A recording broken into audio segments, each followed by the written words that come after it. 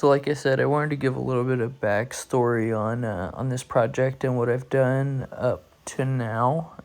Just because I don't have very much video of it, I want to kind of talk through some of the photos that I have. Again, this car has been in the family since basically brand new. I want to say that they told me they had purchased it in 73 or 74. You can see this photo is from 74. Again, we're calling this car Big Mike is the name of this car, or this project, I should say. So let me walk you through some of the photos we've got of the restoration so far. So here's the car on the trailer. We brought it back from Indianapolis. That's where the car originally stayed out in the rain. It sat out in the rain for what I'm told was probably about 20 years or so. Here's once the car got back to my place in Wisconsin. Couple photos of it. You can see in this that dash, how rusty that dash was, and I've got some closer photos of it. You can also see that up close on top of the fenders there was quite a bit of real deep pitting. Whole car was what you would expect from a car that sat out in the rain for the last 20 years. Here's that dash. You can see how rusty that was. I should mention this is 68, so this is a 1 year only. This is where the Chevy 2 and the Nova badge were both on the car, so there are some things that are very specific to this car that aren't shared with the 69 through 72 version of the same car. The floor was pretty rotted out, so I did have to replace, I did half sheets, so I'll show you some of the progress on those floors and then the finished product. So these are the half sheets that I had replaced. If I were to redo this again, I probably would decide to do a full floor as opposed to the half sheets. This is the finished product on those floors. I did throw down some seam sealer around all my welds, just to hedge my bets in case there were any pinholes. I could not locate any pinholes, but just to be safe, and then also I threw some seam sealer over the welds that were on the bracing as well. Here's a photo of when I was cutting the floors out, so you can kind of see the process that I took.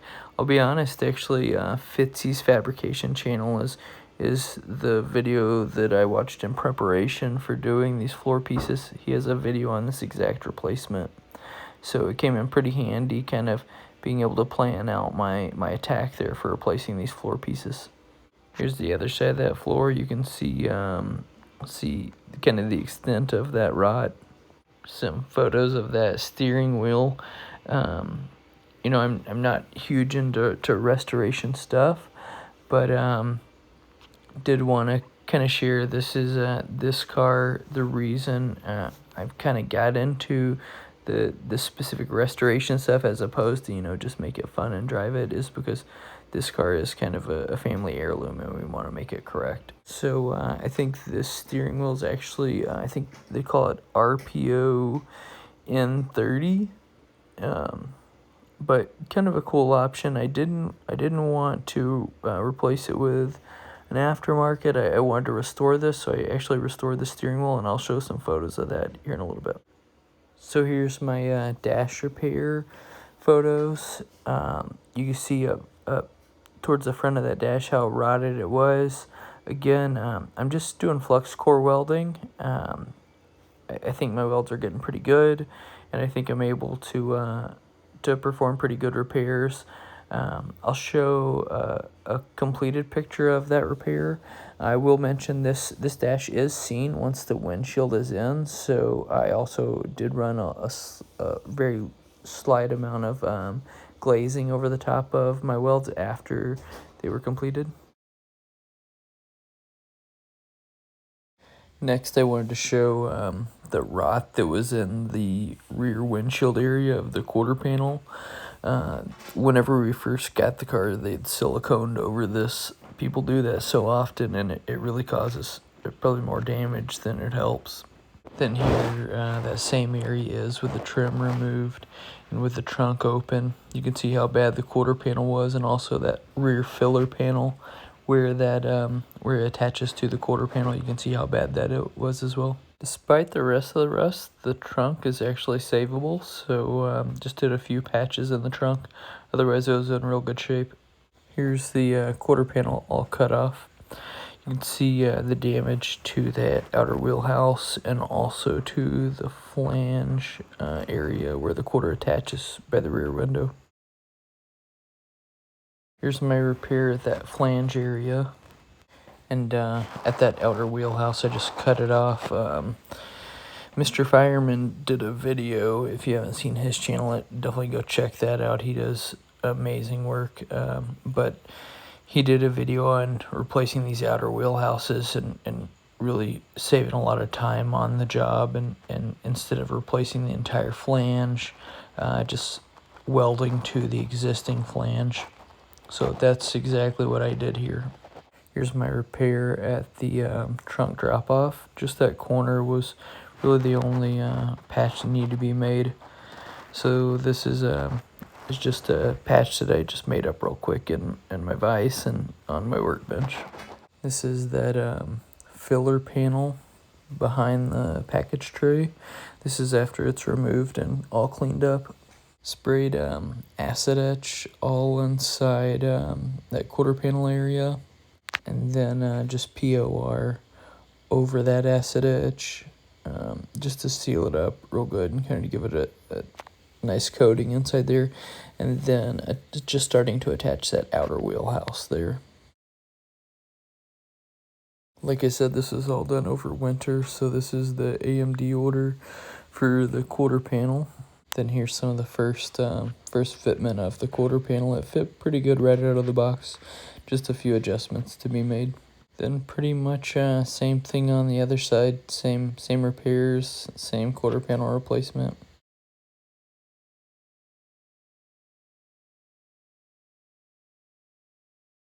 Along the way, I've just been also kind of restoring some of the smaller parts as well. So here's some of those smaller parts as well. And whenever I can find any deals, I try to find deals on Marketplace or wherever you can find them, really. So Marketplace, I found these actually for $25, the pair of them. So these will be those front fender markers. I will mention these are not the foil type. There are a foil type that are very rare and hard to find, but this is almost 100% correct. But these are a lot easier to come by than the foil type. Here's it with here it is with the marker lights in there. Another thing I've done so far is that console restoration. So here you can see it at first. These numbers, you can't tell real well in this picture, but those numbers are rusted. They are supposed to be a bright, like glow-in-the-dark color that was specific to that year, but they are fairly chalky and rusted as well. I went through, cleaned all that rust and the chalkiness off of those numbers, and then hand painted those numbers with the correct mint glow-in-the-dark paint pen. Then I went through and painted the console, the semi-gloss black, and then also silver leafed the lettering. I polished up the glass, or the plastic that goes over the speedo, fuel gauge, and then the blank, the Nova blank. So came out pretty good. Another repair made was to that RPO N30 centerpiece for the SS steering wheel. So that was cleaned up. I ground off any of the pot metal pitting, those little like spores that grow in there. So I had to file all those down pretty carefully, and then went through and put an enamel black semi-gloss on that, and then silver leafed the like piping or the edging around it and around the horn buttons, and then the SS button as well. Again, that steering wheel was pretty cracked. You can see how much material is missing from it. Actually went through and repaired the steering wheel, so the repair was just grinding out any of the loose or brittle pieces of plastic, cleaning it thoroughly, sanding it down so it could get a mechanical bond, and then using the product that I use is called Aves Epoxy Sculpt, or Aves. I've heard some people pronounce it Aves, but it's a 2-part hard epoxy that you can mold. It's oftentimes used by taxidermists to repair antlers on like deers that people mount on the wall. So it works pretty good for this as well. So you can see the epoxy is in place. Done a minor amount of sculpting on it, and then just making sure that center horn button piece would fit without any issues.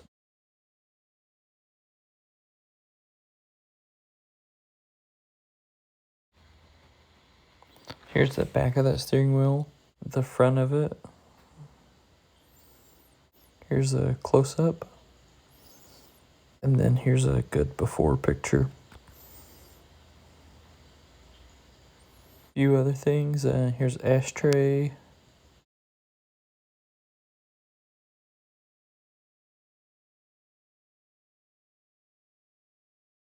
Glove box door. And then just wrapping and marking all the parts as I get done with them, package them back up, and then whenever we get ready to put the car back together, we'll have everything nice and wrapped up and clean and ready to assemble. Other components is pieces like the headliner bows. Those are all getting blasted and then painted just to get prepared for reassembly. So this will go as quick as possible. You see some of these projects go on for 10, 15, 20 years, and I just don't want that for this car. I would rather work 40 hours a week on it than get her done in 20 years.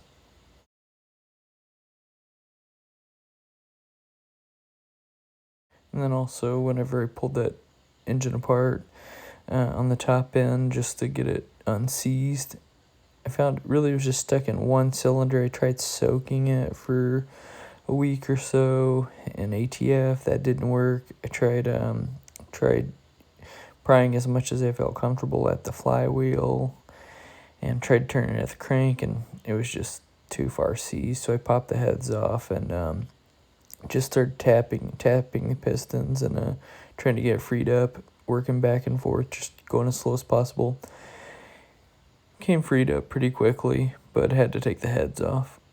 Once I got that apart, I decided just didn't make sense to throw it back together until after I got engine pulled and cleaned the frame out and go through a full rebuild on the engine. But I did decide to clean up some of the parts along the way. The Mickey Thompson valve covers, I decided to keep those. These were some that the original owner Mike had put on the car, so we want to keep those. I sprayed them in a high temp gloss black engine enamel, and then I went over the high spots. You can see the one on the right with a grinder. So the way that I did this is after the paint cured, I essentially just wet sanded that top layer off to expose the silver portion, and then clear coated over the top with a high temp clear coat. After doing quarter panels, I went ahead and skinned the doors. So here's a picture of those AMD skins. Here's another photo of them. Then I went ahead and sprayed the roof and the deck lid, both in epoxy. Here you can see the deck lid before I sprayed it in the epoxy. Cleaned up really nice, down to bare metal. Used one of the the paint removal or paint stripping disc on it to strip the paint on it. You just have to be careful with your heat on those. So that's pretty much where we're at with the Nova now. One thing I want to mention though is the other project that I hinted at. I'll unveil that one pretty soon. But one thing that I'm excited to kind of show on that one is I have a work trip that I went on down in McDonough, Georgia. And if you're familiar with what's in McDonough, Georgia, there's a Summit Racing retail store there. And I was walking through there, and I kind of stumbled along their paint line. They've got a 2-stage paint line. And I looked for information on it, and I really couldn't find too much information other than they relabel that paint. So it's someone else's paint that's manufactured for them that they relabel. But I couldn't really find any good solid reviews on it. So when I unveiled that I did end up purchasing that whole 2-stage paint system. And I'll be spraying the entire line there. So it'll be epoxy, 2K high build, sealer, base coat, and clear with that fisheye eliminator that they sell as well. I'll be spraying it with my 30-gallon air compressor from Harbor Freight, and I'll be spraying it out of a $120 Spray It low volume, low pressure spray gun. So I'll kind of let you guys know how that setup does, and give a review on that Summit paint as well. So if you're curious how that works, hopefully there'll be some good information there for you. So I'll kind of leave you with some photos of my trip to Summit.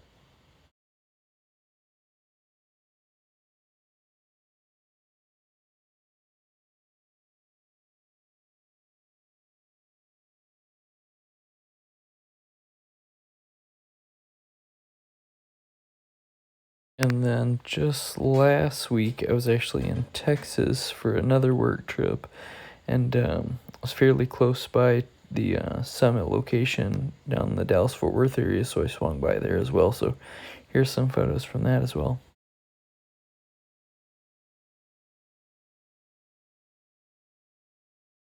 Then these are some other cool photos I've got from down the Stockyards area down in Dallas-Fort Worth.